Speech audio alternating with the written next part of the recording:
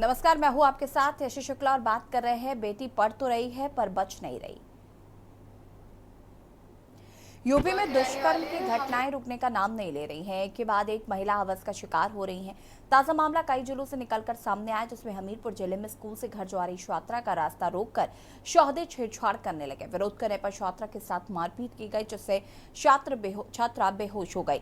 छात्रा के परिजनों को सूचना मिलने पर उसे नजदीकी सीएससी केंद्र में भर्ती कराया गया, जहां से छात्रा को रेफर किया गया है। घटनास्थल से राहगीरों ने दोषियों को दौड़ाकर पकड़ लिया। छात्रा के पिता ने थाने में तहरीर दिया। वही मेरठ में नाबालिग युवती के साथ गैंगरेप की वारदात हुई। किराए का मकान दिखाने के बहाने ले जाकर 4 युवकों ने गैंगरेप किया। गैंगरेप के बाद बेहोशी की हालत में छोड़कर आरोपी फरार हो गए। स्वजन ढूंढते हुए बंदे मकान की अर्धनग्न हालत में युवती मिली। कुशीनगर में 7 साल की मासूम से बुजुर्ग ने दुष्कर्म किया है। घटना को अंजाम देते समय राहगीरों ने रंगे हाथ बुजुर्ग को पकड़ा। पूर्व ग्राम प्रधान का भाई आरोपी बुजुर्ग बताया जा रहा है। कानपुर में भी नाबालिग बच्ची के साथ दुष्कर्म का प्रयास किया गया। बच्ची के परिजनों के द्वारा दी गई तहरीर के आधार पर पुलिस ने रिपोर्ट दर्ज की है और पूरा मामला बिठूर थाना क्षेत्र के अंतर्गत स्थित एक गांव का बताया जा रहा है। सवाल यह है, महिला अपराध लगातार बढ़ते जा रहे हैं। जिस तरीके से एक के बाद एक मामले सामने आ रहे हैं, इसमें सवाल उठता है कि कैसे बचेंगी बेटियां पढ़ तो रही हैं लेकिन बच नहीं पा रही हैं, और ये काफ़ी ज़्यादा शर्मनाक हो गया है। आज जिस तरीके की स्थिति है, ऐसे में महिलाएं क्या घर से निकलना बंद कर दें? ये जो मानसिकता है, इस पर कैसे कंट्रोल हो? सरकार को क्या करना चाहिए? ये भी सवाल है कि आखिर कानून व्यवस्था को लेकर कई सवाल खड़े हो जाते हैं। किस तरीके की आखिर घटनाएं घट कैसे रही हैं और इसको लेकर कोई ठोस कदम क्यों नहीं उठाया जा रहा है? प्रदेश में लगातार इस तरीके की घटनाएं हमीरपुर, कुशीनगर, मेरठ, कानपुर में रेप के मामले मिलते हुए नजर आ रहे हैं।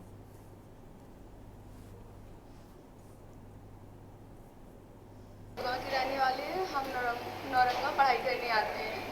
हमारी छुट्टी के टाइम हम साइकिल लेके निकले थे, तो गली में मतलब उतरे गांव के अंदर 2 लड़के थे। एक लड़का हमारी क्लास 11th का था, हम 12th में पढ़ते हैं। वो लड़का पीछे था और एक लड़का पता नहीं कहाँ का था उसका घर उधर ही। और वो उसने आवाज़ दी, हम साइकिल चला रहे थे। पहले मैंने सुना नहीं, दोबारा उसने दी, मैंने सुना तो वो कह रहा इसको। तो मैंने कहा हाँ भैया क्या काम है? तो वो बोला मुझे घर जाके तुम कॉल करना। मैंने कहा भैया तुम हो कौन और कहाँ से हो और क्या करना है कॉल? मैं नहीं लगाऊंगी। तो उसने मुझे धमकाया कि कॉल नहीं लगाओगे तो तुम्हारा हुलिया बिगाड़ देंगे। श्री ज्ञानेन्द्र सिंह, थाना मझगवा, जनपद हमीरपुर के द्वारा थाने में आकर बताया गया कि उनकी पुत्री उम्र करीब 17 वर्ष, जो कक्षा 12वीं की छात्र है, विद्यालय से पढ़कर घर वापस आ रही थी कि रास्ते में 2 युवक, जिनका नाम शिवम पुत्र राजेंद्र लोधी एज 18 वर्ष व एक अन्य जिसकी उम्र 17 वर्ष है, निवासीगढ़ नौरंगा, थाना मझगवा के द्वारा लड़की के साथ छेड़खानी की गई। लड़की द्वारा विरोध किया गया तो उसके साथ मारपीट की गई। पुलिस द्वारा तत्काल संज्ञान में लेते हुए पीड़िता को सीएससी नौरंगा ले जाया गया, जहां उसकी स्थिति सामान्य थी, लेकिन बेहतर उपचार के लिए डॉक्टरों द्वारा उसे मेडिकल कॉलेज उरई रेफर किया गया। आवेदक से तहरीर प्राप्त कर सुसंगत धाराओं में मुकदमा पंजीकृत कर लिया गया। से गायब थी। हम ढूंढने निकले तो वहाँ पे बेहोश पड़ी थी। बंद मकान। अच्छा, कौन लोग हैं वो? किन लोगों ने ये गलत हरकत करी है? क्या मोहल्ले गई। क्या क्या नाम है, कुछ मालूम है आपको? तालिब नाम है और बाकी का पता नहीं। कितने लोग थे लगभग? 4 से 5 जने बस। अच्छा, क्या करते हैं वो लोग? पता नहीं है, पता नहीं। तो कोई कंप्लेंट वगैरह कराई थी आपने? हाँ, कंप्लेंट और। अच्छा, अभी तक कोई कार्रवाई हुई? अभी तो साथ में ही अभी। अच्छा, बच्ची कितने साल की है? कुछ 15 साल। क्या स्थिति है बच्ची की? सीरियस है अभी तो, सीरियस। आज सायं को जनपद कुशीनगर के थाना खड्डा के ग्राम चतुर छपरा में एक 7 वर्षीय नाबालिग लड़की के साथ एक व्यक्ति द्वारा दुष्कर्म की सूचना प्राप्त होते ही तत्काल पुलिस द्वारा घटनास्थल पर पहुंचकर आरोपी व्यक्ति करीमुल्ला सनाब रज्जाक उम्री करीब 60 वर्ष को हिरासत पुलिस में लिया गया। प्रकरण में सुसंगत धाराओं में अभियोग पंजीकृत वैधानिक कार्रवाई प्रचलित है। शीघ्र ही विवेचनात्मक कार्रवाई पूर्ण कराकर आरोप पत्र माननीय न्यायालय प्रेषित कर अभियुक्त को कठोर से कठोर सजा दिलाई जाएगी। सर ये हमारे बच्ची को हमारे दरवाजे से लेकर गया है झाड़ी में, और उसको नहर पे झाड़ी में लेकर गया था, बलात्कार करने के लिए वो मूड में था। उसके बाद वो उसका भाई प्रधान है, प्रधान बोल रहा है तो फ़ोन करके बोलते जो है कि आपको अगर कोई भी अगर कार्रवाई की है तुमको जान से मरवा देंगे हम। सर वैसा व्यक्ति को जो है कि घर ढलवा दीजिए और उसको सब फांसी की सजा सुनवाइए।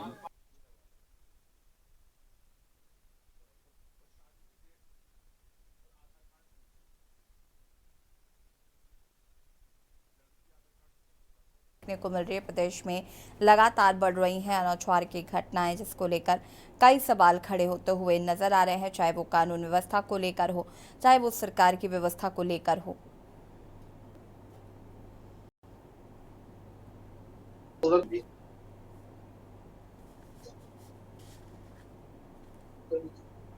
ठीक शादी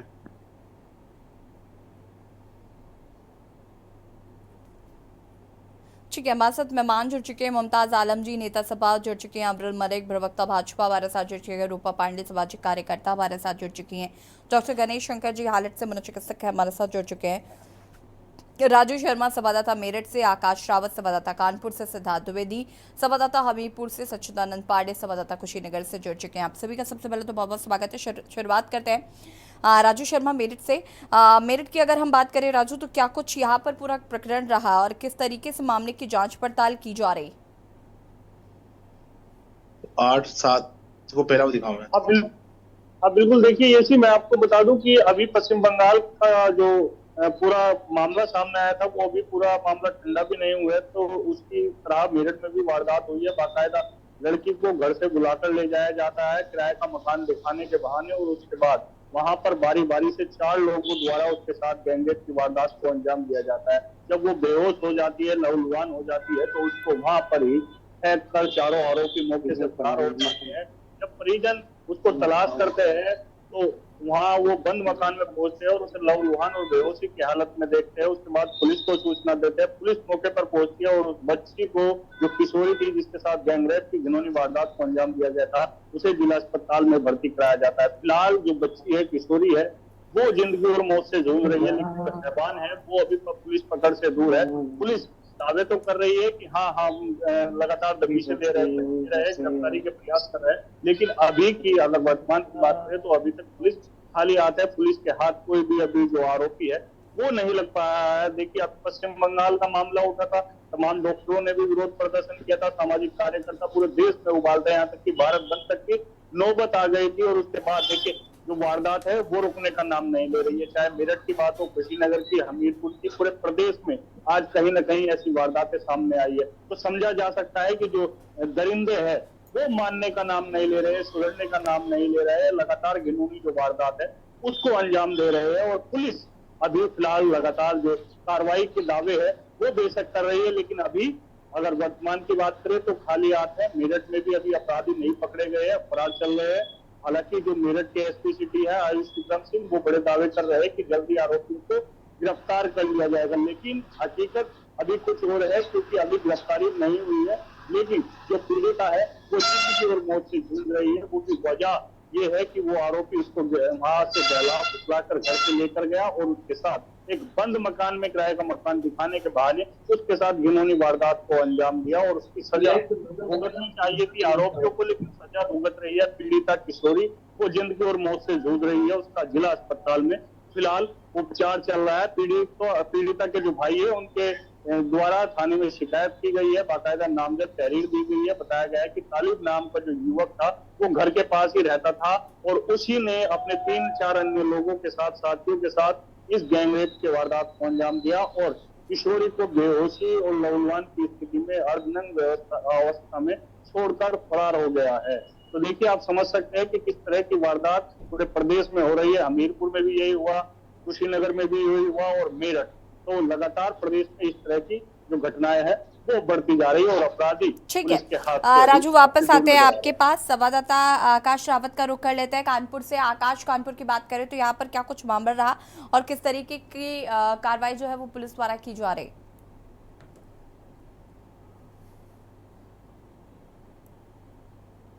अनम्यूट कीजिएगा।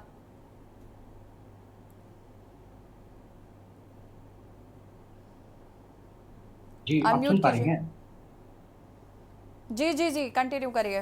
जी, जी, मैं आपको बता दूं कि ये मामला 2 दिन पहले का है। एक सुनसान इलाके में एक युवक ने 5 साल की बच्ची को ले जाकर दुष्कर्म करने का इसके बाद की तहरीर के आधार पर बिठूर थाने में अभियोग पंजीकृत कराया गया था, जिसके बाद पुलिस ने टीमें गठित कर आरोपी की तलाश में जुटी हुई थी और 24 घंटे के अंदर आरोपी को गिरफ्तार कर जेल भेज दिया गया है। लेकिन सोचने वाली बात यह है कि मुख्यमंत्री योगी आदित्यनाथ जिस तरीके से प्रदेश में हो रहे महिलाओं के बढ़ते अपराध के खिलाफ लगाम कसने पर लगे हुए हैं, कानपुर पुलिस भी उनके निर्देशों का पालन करते हुए जगह जगह मेडिकल कॉलेज जहाँ महिला बाधित क्षेत्र है वहाँ पुलिस की तैनाती कर उन्हें सुरक्षा मुहैया कराई जा रही है। लेकिन कहीं न कहीं जो वैसी जिन्हें दर्जा है कोई संदेह नहीं है, उनके अंदर आज तक पुलिस का पहले नहीं लगा। ठीक है, हमारे साथ सिद्धार्थ द्विवेदी संवाददाता हमीरपुर से जुड़े हुए हैं। हमीरपुर की बात करें सिद्धार्थ, तो क्या कुछ ही पूरा मामला रहा?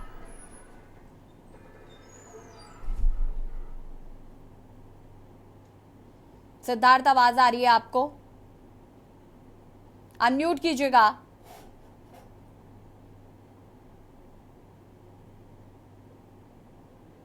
जी बिल्कुल, सूबे की सरकार हो चाहे पुलिस प्रशासन हो, दोनों ही महिला सुरक्षा के बड़े बड़े दावे करते हुए नजर आ रही है।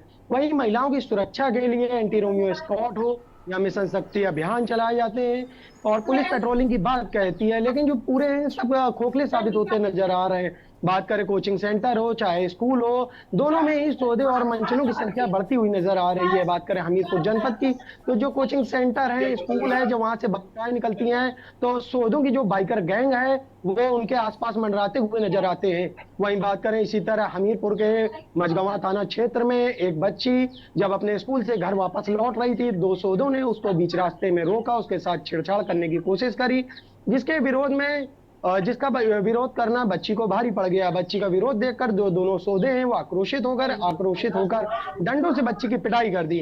पिटाई होने से बच्ची बेहोश होकर जमीन में गिर पड़ी, जिसके बाद जो घटना स्थल पे मौजूद लोग थे उन्होंने बच्ची को अस्पताल पहुंचाया और कुछ लोगों ने दौड़कर दोनों सौदों को पकड़कर पुलिस के हवाले कर दिया। देखने वाली बात यह है कि दोनों सौदों में एक सौदा बच्ची के विद्यालय में ही कक्षा 11 में पढ़ने वाला था।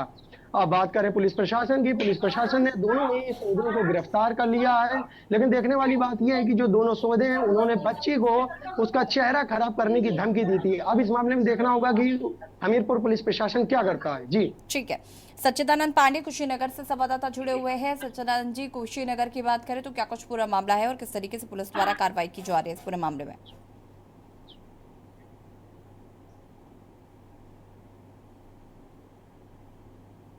सच्चिदानंद जी, आवाज आ रही है आपको?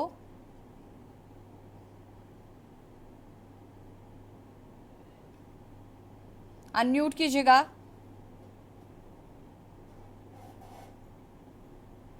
सच्चिदानंद जी, आवाज आ रही है आपको?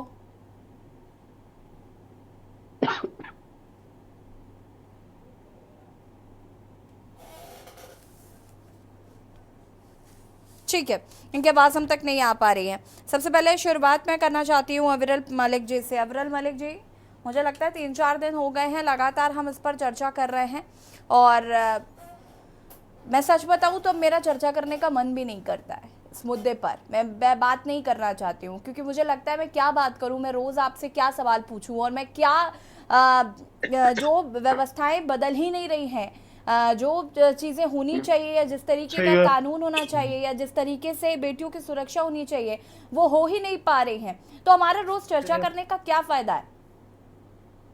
जी देखिए, बिल्कुल निश्चित रूप से आपकी बात से मैं पूर्ण रूप से सहमत हूं, लेकिन जहां तक भारतीय जनता पार्टी के प्रवक्ता के नाते अगर मैं इस बात का उत्तर दूं तो ये बिल्कुल स्पष्ट है कि जहां भी भारतीय जनता पार्टी की सरकार होती है वहां कार्रवाई की जाती है और इसीलिए लोगों को उम्मीद होती है, जिनके साथ अन्याय हुआ होता है उन्हें उम्मीद होती है कि उन्हें न्याय मिलेगा, उन्हें इंसाफ मिलेगा। और भारतीय जनता पार्टी जहां सत्ता में होती है और जहां सत्ता में नहीं होती है, दोनों ही स्थानों पर भारतीय जनता पार्टी उस पीड़ित पक्ष के साथ हमेशा कंधे से कंधा मिलाकर खड़ी रहती है कि उसे न्याय मिले, उसे इंसाफ मिले। और जहां तक बात है इंसाफ की लड़ाई की, बंगाल में हम सत्ता में नहीं है लेकिन वहां भी हम पीड़ितों के साथ कंधे से कंधा मिलाकर खड़े रहते हैं। यहाँ हम सत्ता में हाँ हैं, विरल जी, तो निश्चित डिबेट में रूप से बैठकर जहां आप न्याय बंगाल होता का है, जिक्र ना वहां करें, ऐसा हो ही नहीं सकता। बंगाल को तो प्राथमिकता पे आपको रखना पड़ेगा, वरना आप कैसे बता पाएंगे कि हम बहुत अच्छे हैं। सबसे बड़ी बात तो विरल जी ये है, मैं आपसे ये नहीं जानना चाहती हूँ कि आपकी सरकार कार्रवाई करती है या नहीं करती है। मैं आपसे ये जानना चाहती हूँ कि ऐसी घटनाएं घट भी क्यों रही हैं और कैसे घट रही हैं। मैं उस सिनेरियो में तो जा ही नहीं रही हूं कि आप कार्रवाई कर रहे हैं कि नहीं कर रहे हैं। करना आपकी मजबूरी है, करना पड़ेगा, नहीं तो लोगों के विरोध का सामना आपको करना पड़ेगा। तो मुझे ये मत बताइए कि कार्रवाई हो रही है नहीं हो रही है। मेरा सवाल ये है कि ऐसी घटनाएं घट भी कैसे रही हैं। जी देखिए, बिल्कुल आपने सही कहा कि हमारा कार्रवाई करना हमारा दायित्व है और हमारे द्वारा कार्रवाई की जाती है, लेकिन उस विषय पर भी हमें बोलना चाहिए और सबको बोलना चाहिए कि दायित्व बंगाल की सरकार का भी बनता था, लेकिन शेख शाहजहां पर उसका मजहब को देखकर कार्रवाई नहीं की जाती थी। लेकिन आज का विषय, मैं आज के विषय पर आपको उत्तर देता हूं। देखिए, जहां तक बात है उत्तर प्रदेश की, उत्तर प्रदेश में इस प्रकार की घटना अगर कहीं भी घटित होती है तो ये बहुत दुखद है और भारतीय जनता पार्टी इसकी कठोर निंदा करती है। और जिस तरीके से समाजवादी पार्टी के समय में क्या होता था, आज के समय में क्या होता है, वो तुलनात्मक अध्ययन है, उसमें निश्चित रूप से आज के समय में अच्छा हो रहा है, लेकिन उस तुलनात्मक अध्ययन में मैं बिल्कुल नहीं पढ़ना चाहता। जो हो रहा है वो भी गलत हो रहा है और भविष्य में ये भी नहीं होगा जिस प्रकार की घटनाएं घटित हो रही हैं। और अगर कहीं घटना होती है तो किसी को भी बख्शा नहीं जाएगा। जो भी अपराधी होगा, जो भी अपराध किया होगा, उसके ऊपर कठोरतम कार्रवाई की जाएगी। विरल जी देखिए, कुल मिलाकर बात सिर्फ इतनी है कि जवाब आपके पास भी नहीं है कि आखिर ये घटनाएं घट क्यों रही हैं और कैसे इनसे हम बच पाएंगे। मैं आऊंगी मुमताज आलम जी, होल्ड ऑन प्लीज। घटना के घटित होने की बात है। देखिए, कानून बने हुए हैं, एकदम कड़ा कानून है, हर स्थान पर है, हर विषय के लिए है, हर अपराध के लिए कड़ा कानून है, लेकिन उसके बाद भी मर्डर होते हैं। लोगों को मालूम होता है जो मर्डर कर रहा है कि वो जेल जाएगा, उसे जेल भुगतनी पड़ेगी, उसके ऊपर कड़ी कार्रवाई होगी, ये मालूम होता है, उसके बाद भी लोग करते हैं। तो इसमें समाज की मानसिकता में भी परिवर्तन लाना आवश्यक है। समाज की मानसिकता में परिवर्तन लाना आवश्यक है। और जहां तक महिला सुरक्षा की बात है, अगर महिला सुरक्षा की बात आती है तो लोगों के संस्कार में परिवर्तन लाना भी आवश्यक है। आज समाज सुधार की भी एक प्रकार से व्यापक आवश्यकता है। लोगों की मानसिकता को बदलना कि माँ बहन बेटियों को सम्मान की दृष्टि से देखें, इस नजर से देखें। तो इसके लिए बहुत आवश्यक है कि लोगों में संस्कार आए और गुरुकुल शिक्षा पद्धति बहुत आवश्यक है। उसकी आज के समय में साधु संत और देश की जनता भी निश्चित रूप से मांग कर रही है। उस क्षेत्र में भी विचार किया जाएगा सरकार के द्वारा। ठीक है, मुमताज आलम जी।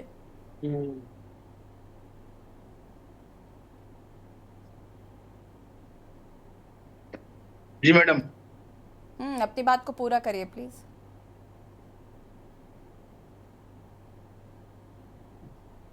बोलिए ना, आप क्या कहना चाह रहे थे? आप उंगली उठा रहे थे तब से। मैडम मैं ये कह रहा हूँ, हमारे भारतीय जनता पार्टी के जो प्रवक्ता हैं, इन्होंने बहुत लंबी चौड़ी अभी बेटियों के बारे में इन्होंने बहुत लंबी चौड़ी कहानी बताई। मैं पूछना चाहता हूँ, क्या बिल्किस बानो इस देश की बेटी नहीं थी? जब बिल्किस बानो के बलात्कारी रिहा होते हैं तो फूल मालाओं से स्वागत करने वाले कौन थे? क्या मणिपुर में वो हमारे देश की बेटी नहीं थी जिसे नंगी करके घुमाया गया?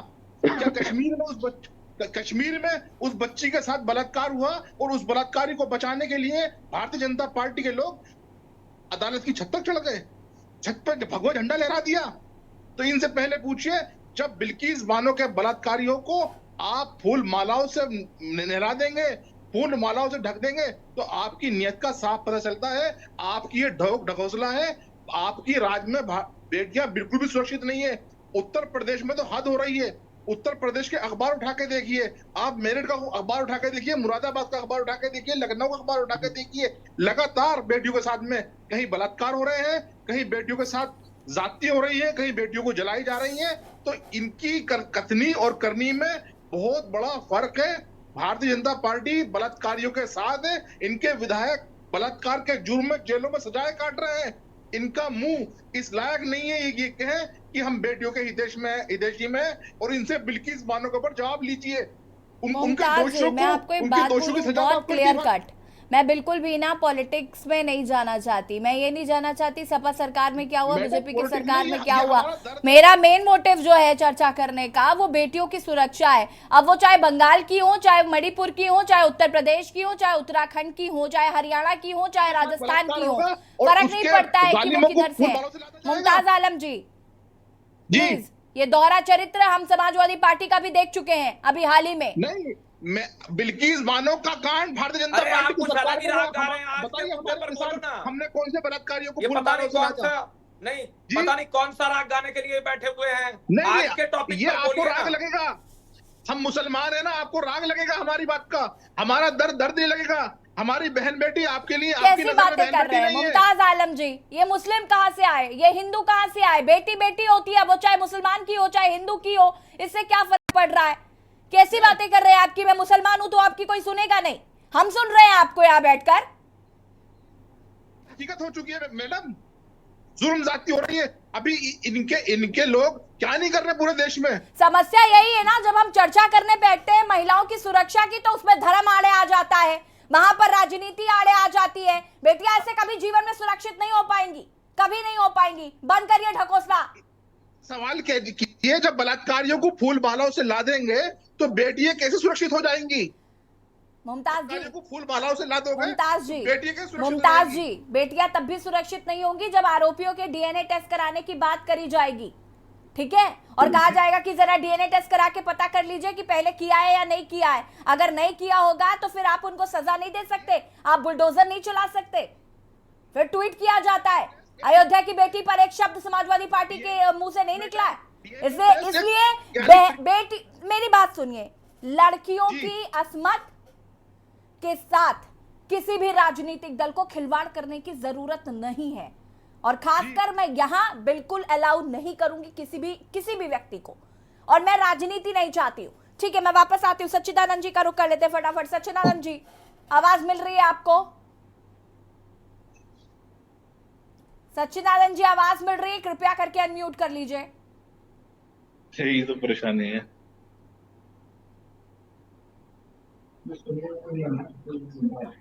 ठीक है, सच्चिदानंद जी की आवाज नहीं आ पा रही है। शत्रुपा जी देखिए, जिस तरीके से बेटियों के साथ लगातार अपराध बढ़ता जा रहा है, या मुझे लगता है कि अब राजनीति से उठकर थोड़ा सा बेटियों की सुरक्षा पर ध्यान देने की जरूरत है, जो कि चाहे कोई भी राजनीतिक दल हो वो ऐसा कर नहीं रहा। इसका जवाब मैं आपसे लूंगी, आप सभी हमारे साथ बने रहिएगा, चर्चा को आगे बढ़ाएंगे। रुकेंगे छोटे से ब्रेक के लिए, जो लास्ट जरूरत है।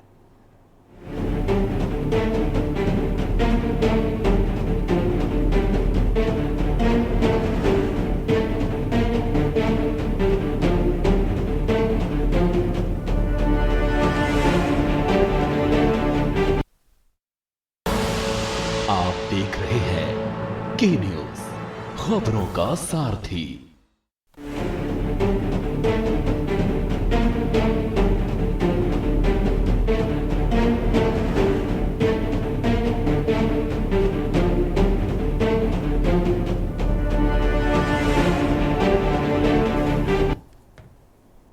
ब्रेक के बाद एक बार फिर से आप सभी का स्वागत है। चर्चा कर रहे हैं बेटी पढ़ तो रही पर बच नहीं रही।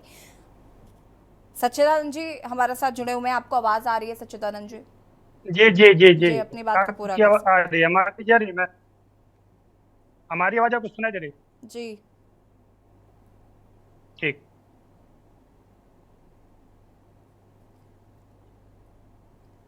सच्चिदानंद जी, क्या कुछ जानकारी है पूरे मामले की? जी, आपको बता दें कि खड्डा थाना क्षेत्र से एक मानवता को शर्मसार कर देने वाली घटना सामने आ रही है। ये शनिवार के शाम की बात है, जहां पर एक 60 वर्षीय बुजुर्ग 7 वर्षीय बच्ची को मछली देने के बहाने बहला फुसलाकर अपने गांव से 200 मीटर दूर एक नहर की पट्टी पर लेकर जाता है, जहां पर उसे दुष्कर्म करने का प्रयास करता है। वहीं पर बच्ची के शोर शराबा करने के बाद ग्रामीण वहां पर पहुंचते हैं। ग्रामीण के साथ साथ बच्ची के परिजन भी वहां पहुंचते हैं, और उसे के बाद से वहां से आरोपी भागने का प्रयास करता है, लेकिन ग्रामीण उसको पकड़ लेते हैं और उसकी धुनाई करते हैं। धुनाई करने के बाद गांव में ला करके बंधक बनाते हैं, और उसी में से ग्रामीण जब थाने को सूचना देते हैं तो थाने की पुलिस आती है और लोगों से भी बचाव करते हुए थाने पर ले जा करके त्वरित कार्रवाई करती है। उसी में बताया जा रहा है कि जो आरोपी है, आरोपी पूर्व प्रधान का भाई है। जी ठीक है, शुक्रिया आपका जानकारी साझा करने के लिए। और रूपा पांडे जी हमारे साथ लगातार जुड़े हुए हैं। रूपा जी अपनी बात को पूरा कर सकते हैं।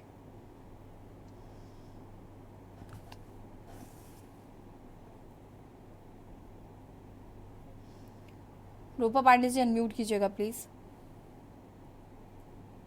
यशी जी क्या कहूँ, अभी आपने कहा कि इन पर चर्चा करने की अब हिम्मत नहीं बची है। बिल्कुल यही मेरे भी दिमाग में चलता रहता है कि हम लोग लगातार इस पर बहस करते हैं, सारी आवाजें उठाई जाती हैं, सड़क से लेकर यहाँ तक कि संसद तक भी वो हमारी आवाजें वहां तक पहुंचती है कि किस कदर अत्याचार और किस कदर वहशत फैली हुई है। लेकिन जब इस तरह की घटनाएं होती हैं कि कोई 60 वर्ष का बुजुर्ग है और 7 वर्षीय बच्ची के साथ जिस तरह की कहते थे ये विकृत मानसिकता की एक बाढ़ सी आई हुई है समाज में। और देखिए, राजनीतिक दल से ऊपर उठकर ही इस पर बात करनी होगी, चाहे वो पश्चिम बंगाल हो या फिर उत्तर प्रदेश हो या कोई भी राज्य हो। बेटियों की जहां आबरू की बात आती है वहां तो सिर्फ एक ही बात होनी चाहिए कि आबरू पर उनकी आंच ना आए। कार्रवाई होना तो ये द्वितीय श्रेणी में आता है कि अगर कुछ घटनाएं घट जाती हैं तो हम कैसे न्याय दिलाएंगे, लेकिन जो घटनाएं हैं ये ना हो, इसके लिए कड़े से कड़े कानून हमारे पास देखिए बनाने की जरूरत नहीं। निर्भया जब कांड हुआ उसके बाद बड़ी लंबी लड़ाई लड़कर अदालत में एक ऐसी लड़ाई लड़ी गई जिससे कि मजबूत कानून हमारे हाथ में आ जाए। वो सारे कानून है निर्भया फंड की। देखिए जहां तक बात है, कितना बहुत एक बड़ी मद में पैसा है, लेकिन उस पैसे का कोई खर्च कहाँ किया जा रहा है, बच जाता है, वो खर्च तक नहीं होता है। हमें लगता है कि सीसीटीवी कैमरों की बहुत ज्यादा जरूरत है। अब देखिए, चाहे वो ट्रेनी डॉक्टर रही हो, उसके साथ घटनाएं घटी। अभी आपने एक जो घटना बताई कि जिसमें वो मकान देखने जा रही है। अब लड़कियों को अपने घर से बाहर जाकर शिक्षा लेनी होती है तो उन्हें मकानों की, कमरों की जरूरत रहती है और वहां माता पिता होते नहीं है, तो उन्हीं को किसी तरह अपने लिए मकान की खोज करनी पड़ती है। ऐसे में अगर कानून का कोई इस तरह के कोई एग्जाम्पल सेट नहीं होंगे, पुलिस सड़कों पर नहीं दिखेगी तो लोगों में भय नहीं आएगा। और देखिए, हर समाज में मानसिकताएं रहती हैं कि उस तरह के, लेकिन उन पर अंकुश कैसे लगे। किसी भी समाज में ये पूरी तरह खत्म तो नहीं किया जा सकता, लेकिन किसी की हिम्मत कैसे पड़ जाती है, उसको कानून का भय क्यों नहीं है, ये सबसे बड़ी दिक्कत की बात है। योगी सरकार में इतने प्रयास किए जाते हैं, इतने दावे किए जाते हैं, लेकिन पुलिस का एक बाल क्यों नहीं बुलंद हो रहा है, पुलिस का खौफ क्यों नहीं है। मैं तो बार बार हमेशा हर डिबेट में बोलती हूँ कि पुलिस को ज्यादा से ज्यादा सड़कों पर दिखाई पड़नी चाहिए और महिला पुलिस की भर्ती बहुत ज्यादा मात्रा में होनी चाहिए। जब महिला पुलिस बाहर दिखेगी तो लड़कियां, महिलाएं भी बेझिझक अपनी बात को शेयर करेंगी, थानों में बाकायदा जाना चाहेंगी। और हर थाने में 1 या 2 महिला पुलिस कर्मी होने से काम नहीं बनेगा, बाकायदा इनकी भर्ती बहुत होनी चाहिए। ये लंबे समय से मैं मांग करती रहती हूँ और पुलिस का इकबाल ही बुलंद होना पड़ेगा और ऐसी सख्त सजा के मैसेज जाने चाहिए जिससे कि इन विकृत मानसिकता वाले लोगों को हिम्मत ही ना पड़े कि किस तरह। अब देखिए, स्कूल में एक 12th की लड़की है, उसके साथ 11th का जो लड़का है वो अगर हरकत कर रहा है तो ये कहीं ना कहीं अभी बात उठी है कि समाज के भी बहुत जागरण की जरूरत है, लेकिन पुलिस का और कानून का, सरकारों का कर्तव्य भी बहुत ज्यादा है। उनको इस पर सख्त कार्रवाई करके और सख्त मैसेज जाने चाहिए ताकि घरों से इस तरह की जो कहीं देखिए आसमान से ये सब नहीं टपकते हैं, ये कहीं ना कहीं घरों से ही निकलते हैं। किसी के भाई, पति, बेटे, ये पिता, यही तो होते हैं। तो घरों में भी इस तरह की अवेयरनेस जानी चाहिए और मुझे लगता है कि अब ये बाढ़ रुकनी चाहिए, क्योंकि हर इंसान को एक डर सा लगता है। किसी भी क्षेत्र में स्त्री है तो उसे डर लगता है, सहकर्मी से भी डर लगता है, घर में भी डर लगता है, कहीं सुरक्षित नहीं महसूस कर रही है स्त्री, ये विडंबना है। ठीक है, डॉक्टर गणेश शंकर जी का रुख कर लेते हैं। गणेश शंकर जी, अभी यहाँ पर विकृत मानसिकता की बात चल रही है, ये किस तरीके की मानसिकता है, या आज हम किस समाज में रह रहे हैं जहाँ पर कोई भी सुरक्षित, कोई भी बेटी सुरक्षित नहीं है। पहले मुझे याद है लोग कहते थे कि जो लड़कियां हैं या जो स्कूल गोइंग या कॉलेज गोइंग लड़कियां हैं वो ऐसे कपड़े पहनती हैं, वैसे कपड़े पहनती हैं, जिसकी वजह से उनका रेप होता है। फिर धीरे धीरे एक स्टेटमेंट चलने लगा कि अब स्कूल की लड़कियां जो हैं वो जाती हैं तो वो ऐसा करती हैं, वैसा करती हैं, जिसकी वजह से ऐसा होता है। अब हम आज इस दौर में आकर खड़े हो गए हैं, 2-2 साल की बच्चियां, 4-4 साल की बच्चियां, 2-2 महीने की बच्चियां सेफ नहीं हैं। तो ये समाज लड़कियों को आखिर कब तक दोष देता रहेगा, और ये जो विकृत मानसिकता के लोग धरती में जन्म ले रहे हैं, इनको कैसे सुधारा जाएगा? जी, मेरी आवाज आ रही है? जी जी, सबसे पहले तो मैं कुछ कहूँ, मैं अपनी शोक संवेदनाएं व्यक्त करूंगा उन पीड़िताओं के लिए जो इतनी बड़ी त्रासदी से, इतने बड़े दुख से गुजरी। पूरा देश अभी एक मामले को विटनेस कर रहा है, हर जगह कैंपेन चल रहे हैं। अभी कोलकाता में जो डॉक्टर्स के साथ हुआ, हम सभी ने देखा। मुझे जब इस कार्यक्रम में इनवाइट किया गया तो मुझे बोला गया, डॉक्टर साहब एक डिबेट है इस विषय पर, रेप के केसेस बढ़ रहे हैं। मैं कहता हूं डिबेट कहाँ है इसमें? तो चाहे किसी भी पार्टी के प्रतिनिधि भी यहाँ पर है, हम सभी इसमें डिबेट नहीं कर रहे हैं। हम सब एक एक्सपर्ट पैनल की तरह एक इस विषय, इस ज्वलंत विषय पर एक मत होकर चर्चा कर रहे हैं। मैं तो ये कहूंगा, और जब तक हम लोग एक मत होकर चर्चा करके समस्या का समाधान नहीं करेंगे, इस कार्यक्रम का कोई मतलब नहीं है। ये कार्यक्रम अभी आधे घंटे में बंद हो जाएगा और हम सब अपने अपने जीवन में व्यस्त हो जाएंगे किसी दूसरे टॉपिक को लेके। हमें ये समझना चाहिए कि एक ऐसी घटना हमारे पूरे भारतीय मूल्यों पे, हमारे एजुकेशन सिस्टम पे, हमारे कल्चर पे, और सबसे बड़े हमारी सोच पे एक बड़ा क्वेश्चन मार्क लगा देती है विश्व पटल पर। हम लोग क्वेश्चनेबल हो जाते हैं, हमारी कई सारी बातें झूठी साबित हो जाती हैं। बच्ची का रेप हो जाता है और हम उस घटना को थोड़ी देर चर्चा करके खत्म कर देते हैं और फिर से इंतजार करते हैं कि शायद कल फिर एक नई घटना हो। इसके लिए बहुत सारी बातें हैं जो कही जा सकती हैं, समय सीमित है। मैं कुछ विषयों पर आप सभी का ध्यान आकर्षित करना चाहूंगा कि देखिए, जब कोई ये व्यक्ति डिसाइड करता है कि उसे रेप करना है, तो हमें ये समझना चाहिए कि उस व्यक्ति के ब्रेन में, उसके सॉफ्टवेयर में बहुत बड़ा चेंज ऑलरेडी हो चुका है। ये बिल्कुल ऐसा ही है जैसे कि कोई डिसाइड करे कि उसको हेरोइन लेना है या नहीं लेना है। मैं आप सभी से पूछूंगा तो आप कहेंगे नहीं डॉक्टर साहब, क्यों मैं हेरोइन लूंगा, ये तो बहुत बड़ा नशा है। लेकिन समाज में ऐसे व्यक्ति रहते हैं जिन्होंने डिसीजन ले लिया है कि नहीं, उन्हें नशा लेना है। तो रेप करना है कि रेप नहीं करना है, यह रेप करने वाला अपराधी पहले ही अपना माइंडसेट कर चुका होता है। हमें यह समझना चाहिए। ये माइंडसेट आता कहां से? ये माइंडसेट बहुत सारे फैक्टर से आता है। ये जेनेटिक फैक्टर्स भी होते हैं। पैदा होता है तो माइंडसेट लेके पैदा होता है। इसको हम लोग कंडक्ट डिसऑर्डर, अपोजिशनल डिफाइंड डिसऑर्डर, ये सारी चीजें बोलते हैं। चाइल्डहुड में ऐसे केसेस देखने को मिलते हैं हम लोगों के क्लिनिक पर आते हैं। इंपल्स कंट्रोल डिसऑर्डर होते हैं। परिवार ध्यान नहीं देता ऐसे बच्चों पर। ऐसे बच्चे बचपन में अपने बिगड़ैल स्वभाव के कारण अपने घर में, स्कूल में और पास पड़ोस में बहुत बदनाम होते हैं। ये बहुत ज्यादा झगड़ा करते हैं और बहुत जल्दी नशे की आदत में लिप्त होते हैं। साथ में चाइल्डहुड ट्रॉमा होता है। फादर ही अपनी मदर को, वो देख रहा है बच्चा कि फादर शराब पी के आता है, रोज मारता है अपनी उसकी मदर को। उसका ब्रेन का सॉफ्टवेयर बदलता है। किस प्रकार के फैमिली वैल्यूज में रहता है। क्या परिवार इस कार्यक्रम के बाद, आपका कार्यक्रम देखने के बाद, लोगों को छोड़िए, हम सभी के अपने घर में चर्चा करेंगे? क्या हम अपने बच्चों को समझाएंगे कि ये क्या होता है, ऐसा नहीं करना है, कितना इम्पैक्ट है? रेप का विक्टिम एक अकेला नहीं रहता, पूरा परिवार बर्बाद हो जाता है उसका। इमेजिन करिए, जब वो बच्ची बड़ी होगी, शादी होगा, उसका बच्चा होगा और उसके बच्चे को पता चलेगा उसकी मदर के साथ इतना बड़ा क्राइम हुआ था, उसकी मनोदशा क्या होगी?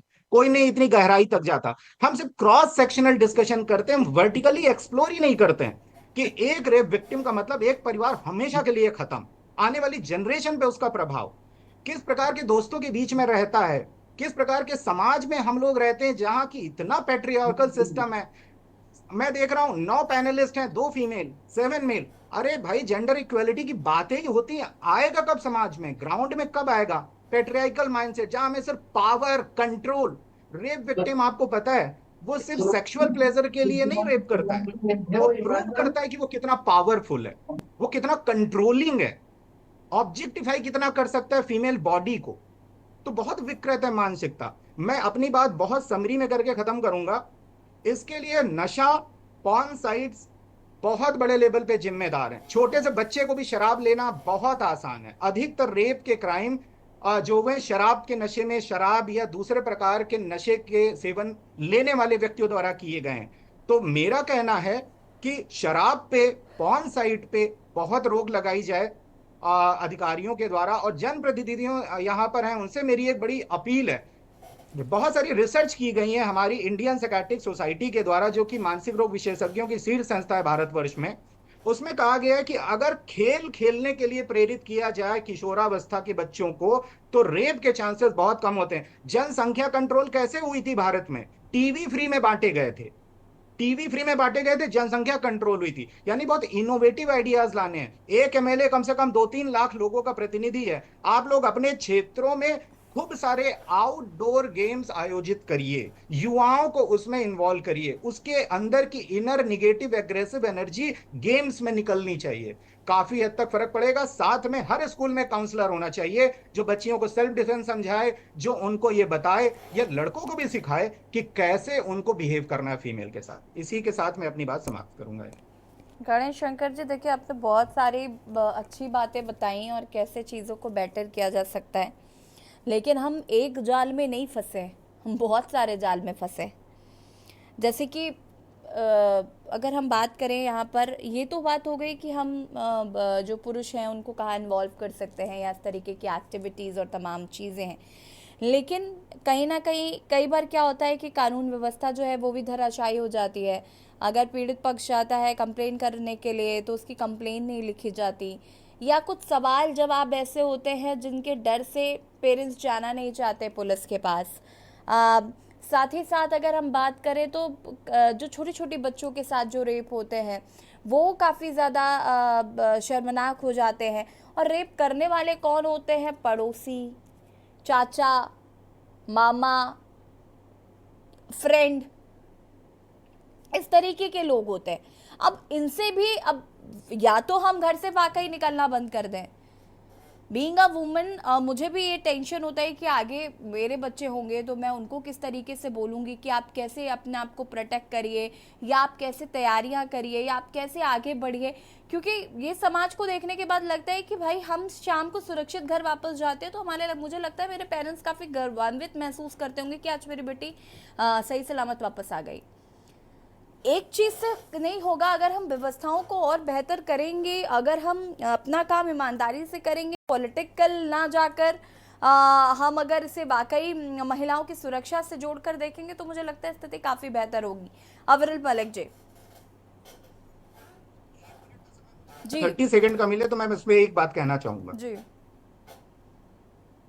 जी जी कहिए गणेश शंकर जी।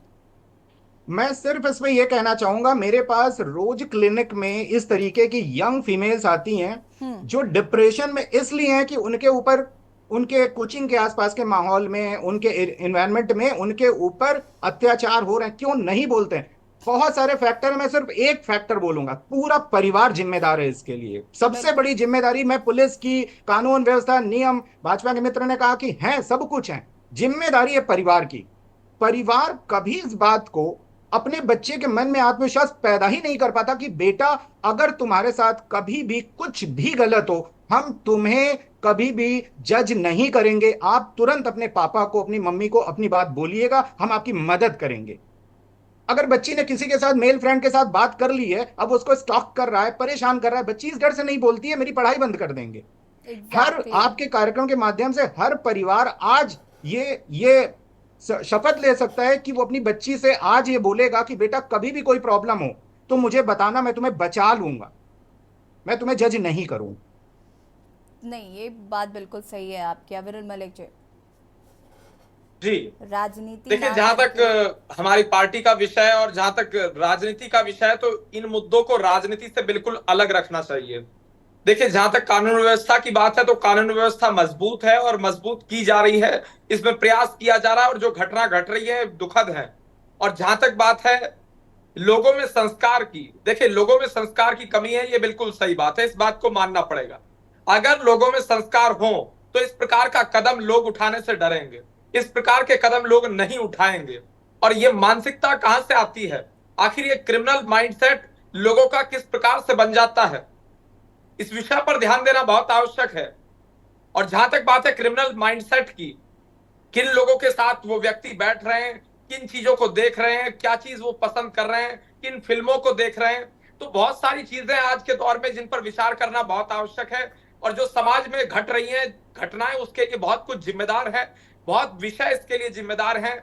लेकिन जहां तक बात है हमारी सरकार की, अगर इस प्रकार की घटना कहीं भी घटित होगी तो कड़ी कार्रवाई की जाएगी और अपराधी को बिल्कुल नहीं बख्शा जाएगा, चाहे कोई भी अपराधी हो, किसी जात का हो, किसी धर्म का हो, किसी मजहब का हो, कोई भी कार्यकर्ता हो। ठीक है, वापस आएंगे। इसी बीच खबर आपको बता देते हैं अम्बेडकर नगर से, जहां पर एक मुख्यमंत्री योगी आदित्यनाथ एक कार्यक्रम में गए, जहां उन्होंने कहा कि यूपी में जो बच्चियां हैं वो सुरक्षित हैं। और आज हम यूपी के ही 4 मामलों का जिक्र कर रहे हैं। अवरल जी, देखिए, जहां तक ये विषय है, माननीय मुख्यमंत्री जी के द्वारा जिस प्रकार से कहा गया है, बिल्कुल सही बात है। इसका जिस प्रकार से एंटी रोमियो स्क्वाड का गठन किया गया, एंटी रोमियो स्क्वाड का विरोध किसने किया? वो समाजवादी पार्टी ने किया। समाजवादी पार्टी को क्या समस्या आखिर हुई एंटी रोमियो स्क्वाड के गठन से? ये अपनी मानसिकता क्यों प्रदर्शित आखिर बार बार कर देते हैं? यही वो लोग हैं समाजवादी पार्टी के लोग जो मानते होंगे आज भी, क्योंकि इनके तो नेताजी ने कहा था लड़के हैं, लड़कों से गलती हो जाती है। ये इस प्रकार की मानसिकता को अगर प्रदर्शित कर रहे हैं तो क्या लोगों का क्रिमिनल माइंडसेट नहीं बनेगा? लोग इन चीजों के प्रति पॉजिटिव नहीं हो जाएंगे? जो इनके समर्थक हैं, जो इनके वोटर्स हैं, जो इनके फॉलोअर्स हैं, उनके मानसिक स्थिति पर किस प्रकार से नेगेटिव इफेक्ट डालेंगी चीजें, ये भी तो देखा जाना चाहिए। एक इतने वरिष्ठ व्यक्ति, एक इतना वरिष्ठ नेता जो देश में रक्षा मंत्री रह लें, प्रदेश के मुख्यमंत्री रह लें, बड़ी थोड़ी सी पार्टी भी के शर्म अध्यक्ष बाकी हों। है आपको? जो व्यक्ति है ही नहीं यहाँ पर, जो व्यक्ति दुनिया में ही नहीं है, उनके स्टेटमेंट पर आज चर्चा करने का क्या फायदा? क्या फायदा है, मुझे बताइए। नहीं, उन्होंने जो कहा, उनकी जो मानसिकता रही होगी, जब रही होगी, देखिए वो बहुत पुराने नेता रहे हैं, ठीक है। अब हम अगर जनरेशन की बात करें तो अब जनरेशन में बहुत फर्क आया है। अखिलेश यादव के मुंह से हमने कभी इस तरीके के स्टेटमेंट्स नहीं सुने, ठीक है। तो वो एक डिफरेंस हम देखते हैं, उसको हम समझते हैं, और अब चीज़ें बहुत ज़्यादा बदल चुकी हैं। और मैं सिर्फ और सिर्फ महिला सुरक्षा को लेकर चाहती हूँ कि इसको एक सतर्कता जो है कुछ वो करते हैं तो डीएनए टेस्ट की बात करते हैं। ये डीएनए टेस्ट इन्हें याद आता है केवल और केवल, महिलाओं की सुरक्षा इन्हें याद नहीं आती है। चलिए, और ठीक उसके है। साथ अविरल जी, मैं वापस आती हूँ। बड़ी खबर बता देते हैं जरा दर्शकों को। अम्बेडकर नगर से मुख्यमंत्री योगी आदित्यनाथ ने कहा है कि यूपी में बेटियां सुरक्षित है। अम्बेडकर नगर में सीएम योगी ने यह बात कही है।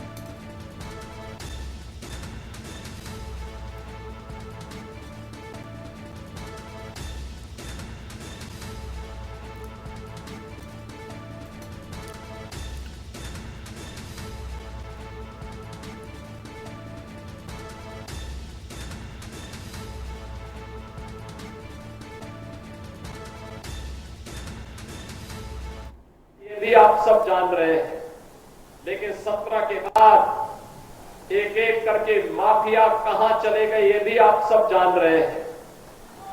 माफियाओं की छुट्टी हो गई, माफिया मुक्त उत्तर प्रदेश हो गया। जो लोग पर्व और त्योहार में विघ्न बाधा डालते थे, विघ्न बाधा समाप्त हुई। अब पर्व और त्योहार शांतिपूर्ण तरीके से मनाए जा रहे हैं। बेटी और व्यापारी की सुरक्षा पर जो खतरा पैदा करते थे वे सभी गायब हो गए, और जो बचे हैं वे भी अपनी अंतिम यात्रा की तैयारी कर रहे होंगे। यहाँ पर मुख्यमंत्री योगी आदित्यनाथ को आपने सुन लिया है।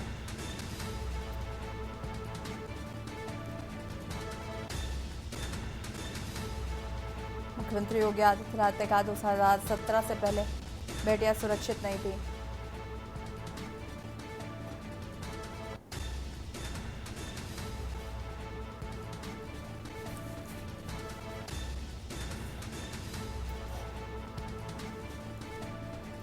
अविरल, सुना आपने यहाँ पर मुख्यमंत्री योगी आदित्यनाथ को, क्या कुछ कहना है? नहीं, जो माननीय मुख्यमंत्री योगी आदित्यनाथ जी के द्वारा जो बयान दिया गया बिल्कुल सही है, बिल्कुल स्पष्ट है। 2017 से पहले की क्या स्थिति थी, अगर तुलनात्मक अध्ययन करना है तो तुलनात्मक अध्ययन के बयान अनुसार दिया है और आज ही 4 बेटियों की बात कर रहे हैं हम यूपी की। जी नहीं, बिल्कुल निश्चित रूप से देखिए, इन विषयों पर राजनीति बिल्कुल नहीं होनी चाहिए, लेकिन अगर आप चाहें कि सपा की सरकार में और भाजपा की सरकार में अंतर किया जाए या डिफरेंशिएट किया जाए या तुलनात्मक अध्ययन दोनों की सरकारों का कर लिया जाए, एक निष्पक्ष पत्रकार के नाते या एक वरिष्ठ पत्रकार के नाते, तो आप भी इस बात को पाएंगी कि भारतीय जनता पार्टी की सरकार में महिलाएं स्वयं को सुरक्षित महसूस करती हैं, रात के 2 बजे भी बाहर निकलकर जाती हैं, अपने कार्य करती हैं, प्रसन्नता पूर्वक। चलिए ठीक है विरल, शुक्रिया आपका हमारे साथ जुड़ने के लिए, और गणेश शंकर जी आपका बहुत बहुत शुक्रिया जुड़ने के लिए, और तमाम गेस्ट हमारे साथ जुड़े थे आपको भी बहुत बहुत शुक्रिया जुड़ने के लिए। फिलहाल बात कर रहे हैं जिस तरीके से बेटियां सुरक्षित नहीं हैं, ऐसे में बड़ा सवाल है कि आखिर बेटियां सुरक्षित कैसे होंगी, जहां एक और कहा जाता है बेटी बचाओ बेटी पढ़ाओ, बेटियां पढ़ तो रही हैं लेकिन बच नहीं पा रही हैं, और ये कहीं ना कहीं बड़ा सवाल है जिस पर ध्यान देने की जरूरत है। खास पेशकश में देखते रहिए के न्यूज़ इंडिया। नमस्कार।